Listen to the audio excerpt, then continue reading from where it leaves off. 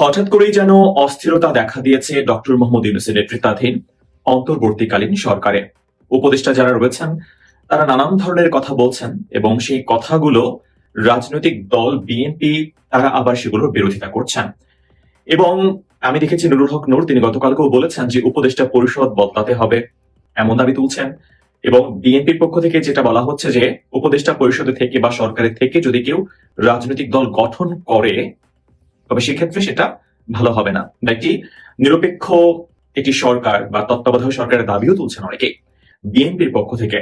5ই August 2024 Sheikh Hasina সরকারের পতনের পরে আওয়ামী লীগ, জাতীয় পার্টি এবং 14 দল ছাড়া আওয়ামী লীগ সংশ্লিষ্ট বা আওয়ামী লীগ ঘরানার রাজনৈতিক দলগুলো ছাড়া বাকি যে রাজনৈতিক দলগুলো বাংলাদেশে বর্তমান ছিল রয়েছে সেসব দলগুলোর সমর্থনে গঠিত হয়েছে অন্তর্বর্তীকালীন সরকার, যে সরকারকে সবাই সমর্থন জুগিয়েছে। কিন্তু এই কয়েক মাসের মধ্যেই তাদের সেই সমর্থনগুলো আমরা আগের মতো জোরালোভাবে দেখতে পাচ্ছি না। সাধারণ মানুষের মধ্যেও বর্তমান অন্তর্বর্তীকালীন সরকারের যে আবেদন আমরা আগস্টের সময় দেখেছি গত বছর, এই বছর বা গত বছরের শেষের দিক থেকে সেটা আমরা দেখছি ধীরে ধীরে কমে যাচ্ছে।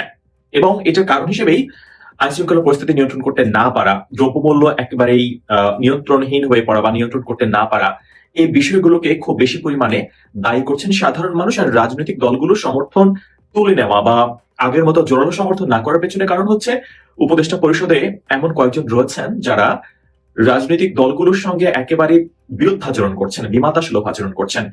আমরা দেখেছি তত্ত্বাবধায়ক সরকারের যে ফর্মুলাগুলো ছিল তাদের দায়িত্ব থাকতো শুধুমাত্র নির্বাচন আয়োজন করা, রাজনৈতিক দলগুলোর তাদের বিরোধিতা করা নয়, বরং তাদেরকে সহায়তা করা, একটি শান্তিপূর্ণ সুষ্ঠু নির্বাচন নিরপেক্ষভাবে আয়োজন করা তাদের দায়িত্ব ছিল। কিন্তু এই সরকারের চিত্র পরিবর্তন হয়ে যায় 7-8 সালের দিকে, তখন সেনা সমর্থিত তত্ত্বাবধায়ক সরকার এসেও এরকম এখন যেরকম ভাবে আমরা সংস্কারের কথা শুনতে পাচ্ছি তখনও ঠিক এরকম ভাবে সংস্কারের কথা বলা হয়েছিল এবং প্রধানতম রাজনৈতিক দলের 2 নেত্রী সহ কারাগারে পাঠানো হয়েছে একেবারে অধিকাংশ শীর্ষ পর্যায়ের নেতৃবৃন্দকে তখনকার সময়। এবং এখনকার সময় এসে যদিও পরিস্থিতি অনেক পরিবর্তন ঘটেছিল, মানে 5ই আগস্টের ওই সময়কার পরিস্থিতি ছিল অন্যরকম, সেই পরিস্থিতিতে এসে অন্তর্বর্তীকালীন সরকার গঠিত হয়েছে।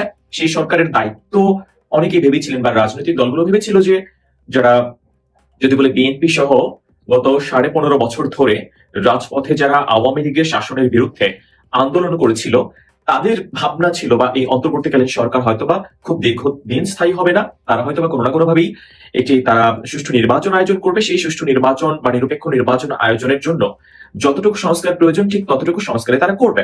কিন্তু তাদের এই যে ধারণা রাজনৈতিক দলগুলো সেগুলো আসলে ধীরে ধীরে পরিবর্তন হয়ে গেছে যখন দেখছি এই সরকারের চরিত্রটুকু আসলে শুধুমাত্র নির্বাচন আয়োজন কেন্দ্রিক চরিত্র নয়। এই সরকার চাইছে বাংলাদেশকে আসলে আমূল বদলে দিতে তাদের বক্তব্য, তাদের ভাষ্য অনুযায়ী।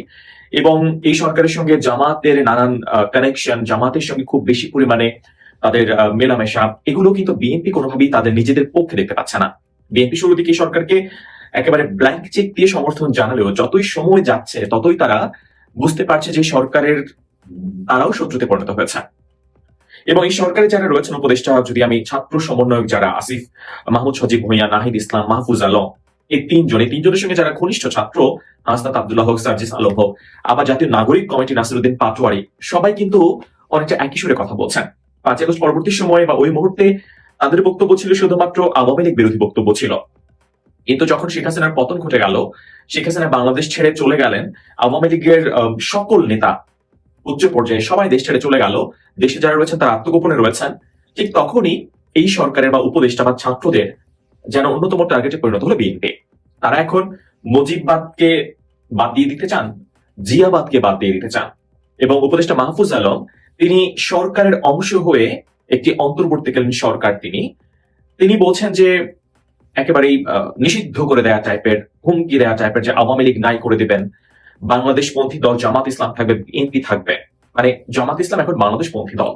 আপনি আওয়ামী লীগের বিচার করেন যারা তাদের হত্যা, রাহাজানি, গুম, খুনের সঙ্গে জড়িত ছিল, তাদের বিচারটুকু কিন্তু যে একেবারে করা হচ্ছে খুব কড়াভাবে তা নয়। যদি তাই হতো তাহলে ওবায়দুল কাদের তিনি কি করে 5 আগস্ট পরবর্তী বাংলাদেশে 3 মাস তিনি লুকিয়েছিলেন।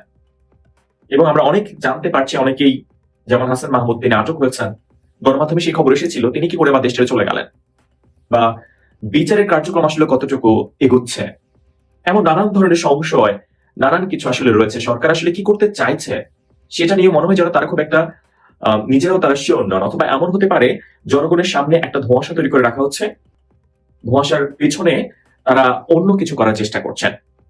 এবং একটি আওয়াজ এখন উঠেছে যে একটি কিংস পার্টি গঠনের আলোচনা চলছে, বলা হচ্ছে ফেব্রুয়ারি শেষের দিকে বা ফেব্রুয়ারি মাঝামাঝি কিংস পার্টি, যেটি ছাত্রদের নেতৃত্বে একটি রাজনৈতিক দল, সেটি আত্মপ্রকাশ করতে পারে। সারা দেশ জুড়ে সাংগঠনিক সফর করছেন ছাত্ররা বা সমন্বয়করা, তারা সাংগঠনিকভাবে তাদের নিজেদের ভিত্তি মজবুত করার চেষ্টা করছেন।